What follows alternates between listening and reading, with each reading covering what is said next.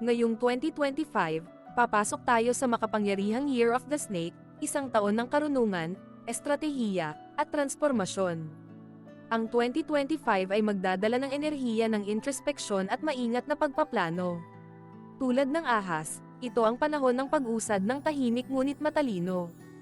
Ang bawat galaw ay kailangang planuhin ng mabuti upang maabot ang tagumpay.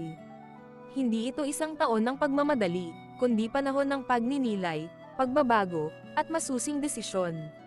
Alamin natin kung ano ang hatid ng inyong kapalaran ngayong taon. Ang mga pinakamapalad ngayong Year of the Snake. Ngayong taon, ang snake, ox at rooster ang pinakamapalad. Ang mga snake, magiging natural sa kanila ang masulong sa mga layunin. Ang kanilang karisma at talino ay haatak ng tagumpay. Ang mga ox, matatamasa nila ang resulta ng kanilang kasipagan. Darating ang mga oportunidad na matagal na nilang inaasam. Ang mga rooster, ang kanilang tapang at pagiging determinado ay gagantimpalaan ng swerte at kasaganahan. Ang mga swerte ngayong Year of the Snake, lucky numbers, 2, 8, 9 at ang mga numero na may mga ganitong numero. Lucky colors, green, red at black. Lucky flower, orchid. Lucky directions, south, southeast, east. Ang mga malas ngayong Year of the Snake. Unlucky colors, white, gray at brown. Unlucky directions, northwest, west, north. Mga prediksyon para sa Year of the Snake. Ang mga pinanganak ng Year of the Rat, ang maingat na diskarte. Ang mga rat ay parang isang negosyanteng gumagawa ng plano sa isang tahimik na opisina. Sa career, makikita nila ang oportunidad sa maliliit na proyekto na kalaunan ay magdadala ng malalaking resulta. Isang espesyal na pagkakataon ang lalapit bandang kalagitnaan ng taon, ngunit ito'y nangangailangan ng maingat na pagsusuri. Sa pag-ibig, ang isang tahimik na tagahanga ay maaaring magpakita ng interes. Para sa mga nasa relasyon, kailangan ng dagdag na effort upang mapanatili ang init ng samahan. Sa pamilya, may isang kapatid o malapit na kaibigan na nangangailangan ng kanilang gabay. Ang kanilang payo ay magiging mahalaga. Sa pananalapi, ito ay taon ng masusing pag-iipon. Bagamat magkakaroon ng biglaang kita, may panganib sa impulsive na paggastos, kaya't mag-ingat. Best compatibility, dragon at monkey. Worst compatibility, horse at goat. Ang mga pinanganak ng Year of the Ox, ang matibay na haligi. Ang mga ox ay parang magsasakang naghahasik ng binhi sa isang masaganang lupa. Ang kanilang dedikasyon sa trabaho ay gagantimpalaan. Posible ang promosyon o dagdag na proyekto na magdadala ng tagumpay. Ngunit, kailangang maglaan ng oras upang mapanatili ang kalusugan at sigla. Sa pag-ibig, magiging malalim ang relasyon nila sa kanilang kapareha. Para sa mga single, maaaring dumating ang isang taong may parehong pananaw sa buhay. Sa pamilya, sila ang magiging haligi ng suporta. Ang kanilang presensya ay magdadala ng kaligayahan at sigla sa kanilang tahanan. Sa pananalapi, ito ang tamang taon upang mag-invest sa maingat na paraan. Ang mga kinita sa nakaraang taon ay maaaring lumago pa. Best compatibility, snake at rat. Worst compatibility, tiger at dog. Ang mga pinanganak ng Year of the Tiger, ang matapang na mandirigma. Ang mga tiger ngayong taon ay tulad ng isang mandirigma na humaharap sa isang hindi pamilyar na labanan. Sa career, maaaring may mga hamon, lalo na sa mga interpersonal na relasyon. Ngunit, ang kanilang tapang at determinasyon ang magdadala sa kanila ng tagumpay. Sa pag-ibig, posibleng dumaan sa pagsubok ang relasyon. Ang komunikasyon at pag-intindi ang susi upang manatili ang koneksyon. Para sa mga single, darating ang pagkakataon kung kailan sila pinakahanda. Sa pamilya, ang mga desisyon na kanilang gagawin ay maaaring makaapekto sa samahan. Siguraduhing alamin ang nararamdaman ng bawat miyembro. Sa pananalapi, maaaring magbago ang daloy ng kita. Ang dagdag na effort sa trabaho ay magreresulta sa dagdag na kita. Best compatibility, horse at pig. Worst compatibility, monkey at rooster. Ang mga pinanganak ng Year of the Rabbit, ang tahimik na manggagawa. Ang mga rabbit ay tulad ng isang artistang gumagawa ng obra sa likod ng tahimik na lugar. Sa career, ang kanilang creativity at diskarte ang magiging susi sa kanilang tagumpay. Ang mga oportunidad ay darating mula sa hindi inaasahang lugar. Sa pag-ibig, ang kanilang emosyonal na koneksyon ay mas lalakas. Para sa mga naghahanap ng pag-ibig, ang taong magpaparamdam ng seguridad ay darating. Sa pamilya, ang mga rabbit ay magiging tagapamagitan sa mga di pagkakaunawaan, dala ang kanilang mahinahon at maingat na pag-uugali. Sa pananalapi, ito ang taon ng pagpapanatili. Bagamat may kita, huwag masyadong gastusin sa hindi kinakailangan. Best compatibility, goat at pig. Worst compatibility, snake at rooster. Ang mga pinanganak ng Year of the Dragon, ang makapangyarihang pinuno. Ang mga dragon ay babalik sa spotlight bilang isang natural na leader.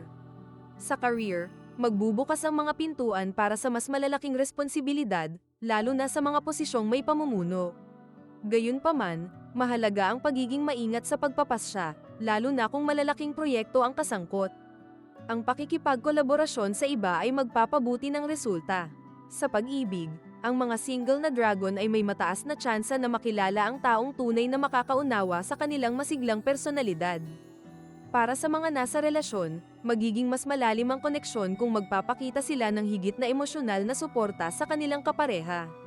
Sa pamilya, maaaring umasa ang mga mahal nila sa kanilang lakas at gabay, ngunit huwag kalimutang maglaan ng oras para sa sariling kapakanan. Sa pananalapi, maganda ang daloy ng kita, ngunit dapat nilang iwasan ang pagiging impulsive sa malalaking gastos. Best compatibility, rat at monkey. Worst compatibility, dog at ox. Ang mga pinanganak ng Year of the Snake, ang maestro ng diskarte. Ang mga snake ay tulad ng isang maestro na gumagabay sa isang orchestra. Ang kanilang diskarte at kaalaman ang magiging gabay sa kanilang tagumpay. Sa career, makakamit nila ang matagal nang inaasam na promosyon o proyekto. Sa pag-ibig, ang kanilang karisma ay magdadala ng masayang relasyon. Para sa mga single, ang kanilang talino at charm ay haatak ng espesyal na tao. Sa pamilya, ang kanilang papel bilang tagapayo ay magiging mahalaga. Ang bawat salita nila ay magkakaroon ng bigat at inspirasyon. Sa pananalapi, ito ang taon na magkaroon ng kita at paglago. Ang tamang pamamahala ng pera ay magdadala ng matagalang tagumpay. Best compatibility, rooster at ox. Worst compatibility, horse at dog. Ang mga pinanganak ng Year of the Horse, ang malalayong lakbayin. Ang mga horse ay tulad ng isang manlalakbay na humaharap sa malalayong daan. Ang kanilang likas na kasiglahan ay magdadala ng bagong oportunidad sa trabaho, ngunit kailangan nilang paghusayan ang focus. May posibleng promosyon o proyekto na nangangailangan ng dagdag na pagsusumikap. Sa pag-ibig, ang mga horse ay maaaring makatagpo ng bago at kapana-panabik na koneksyon.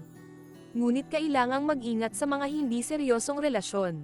Para sa mga nasa relasyon, maipapakita nila ang mas malalim na pagmamahal sa kanilang kapareha kung maglalaan ng oras sa simple ngunit makahulugang gawain. Sa pamilya, maaaring magkaroon ng di pagkakaunawaan sa simula ng taon, ngunit sa kalagitnaan, ang kanilang pagiging bukas at masayahin ay magdadala ng pagkakaisa.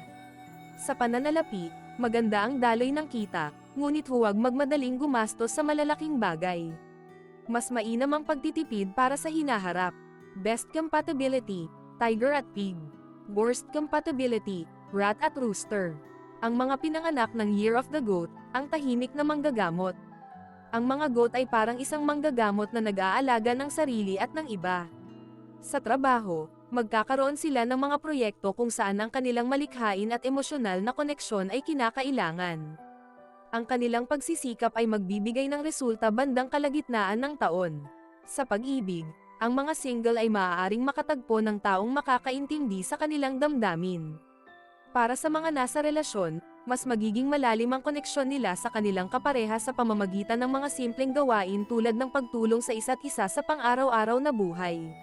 Sa pamilya, sila ang magiging tagapamagitan sa mga problema, at ang kanilang kalmado at malasakit na ugali ang mag-aayos ng mga tensyon. Sa pananalapi, bagamat magiging matatag, kailangan nilang iwasan ang mga hindi inaasahang gastos. Magiging mainam ang paglaan ng pera sa mga bagay na pang long term. Best compatibility, pig at rabbit. Worst compatibility, tiger at rat. Ang mga pinanganak ng Year of the Monkey, ang masayang innovator. Ang mga monkey ay tulad ng isang manlilikha na patuloy na naghahanap ng bagong ideya. Sa career, ang kanilang talino at likas na kakayahan sa pakikisalamuha ay magdadala ng maraming oportunidad. Magiging abala sila ngunit sulit ang bawat oras ng kanilang pagtatrabaho. Sa pag-ibig, may darating na tao na magpapasaya sa kanilang puso. Para sa mga nasa relasyon, asahan ang mas maraming masasayang sandali at bagong alaala kasama ang kapareha. Sa pamilya, ang mga monkey ay magdadala ng saya at liwanag. Ang kanilang positibong pananaw ay magsisilbing inspirasyon para sa iba. Sa pananalapi, ito ang taon para subukan ang bagong paraan ng pag-invest o pagkita, ngunit siguraduhing sumangguni muna sa eksperto bago magdesisyon. Best compatibility, Rat at Dragon. Worst compatibility, Tiger at Pig. Ang mga pinanganak ng Year of the Rooster, ang mandirigma ng liwanag. Ang mga rooster ay parang isang sundalo na handang harapin ang anumang laban. Sa trabaho, ang kanilang dedikasyon ay magdadala ng promosyon o bagong proyekto. Ngunit, kailangan nilang maging maingat sa pakikitungo sa mga kasamahan upang maiwasan ang tensyon. Sa pag-ibig, magiging tapat at maalab ang kanilang relasyon. Para sa mga single, may darating na tao na maghahatid ng bagong pananaw sa buhay. Sa pamilya, sila ang magiging tagapag-ayos ng mga suliranin. Magdadala sila ng inspirasyon at lakas ng loob sa kanilang mga mahal sa buhay. Sa pananalapi, magiging matatag ang kita, ngunit mag-ingat sa pagpasok sa mga high-risk na investments. Piliin ang sigurado kaysa sa madalian. Best compatibility, Ox at Snake. Worst compatibility, Rat at Pig. Ang mga pinanganak ng Year of the Dog, ang tagapagbantay ng kapayapaan. Ang mga dog ay parang isang tagapagbantay sa isang tahimik na bahay. Sa career, maaaring humarap sila sa mga hamon, ngunit sa dulo, ang kanilang katapatan at dedikasyon ay magdadala ng gantimpala. Sa pag-ibig, kailangan nilang mas maging bukas sa pakikipag-usap sa kanilang kapareha. Para sa mga single, darating ang isang taong magdadala ng seguridad at tiwala. Sa pamilya, sila ang magiging sandigan ng kanilang mga mahal sa buhay. Ang kanilang payo at suporta ay mahalaga sa mga panahong ito. Sa pananalapi, maging maingat sa paggastos. Bagamat may dagdag na kita, mahalagang maglaan para sa hinaharap. Best compatibility, Horse at Rabbit. Worst compatibility, Dragon at Snake. Ang mga pinanganak ng Year of the Pig. Ang mapayapang tagapagbigay. Ang mga pig ay parang isang matandang puno na nagbibigay ng lilim sa iba. Sa career, magiging produktibo ang taon na may maraming oportunidad na makakatulong sa kanilang tagumpay. Sa pag-ibig, ang kanilang mapagbigay na ugali ay lalo pang magpapalalim ng relasyon sa kanilang kapareha. Para sa mga single, ang taong nagpapahalaga sa kanilang malasakit ay maaaring dumating. Sa pamilya, magiging sentro sila ng suporta at pagmamahalan. Ang kanilang malasakit ay magdadala ng pagkakaisa sa tahanan. Sa pananalapi, ito ang taon upang palagwin ang naipon. Magandang taon ito para sa matatag na investments. Best compatibility, Goat at Rabbit. Worst compatibility, Monkey at Rooster. Sa bawat hamon ng Year of the Snake, tandaan na ang karunungan at pagtsatsaga ang magdadala ng tagumpay. Salamat sa inyong panunood. Huwag kalimutang mag-like, mag-subscribe, at pindutin ang notification bell dahil kami po ay nagbibigay din ng astrology horoscope araw-araw dito sa channel kaya lagi nyo po abangan ang aming mga post. Hanggang sa muli, naway gabayan kayo ng bituin, at maghatid ng kaligayahan at kasaganahan ang Year of the Snake.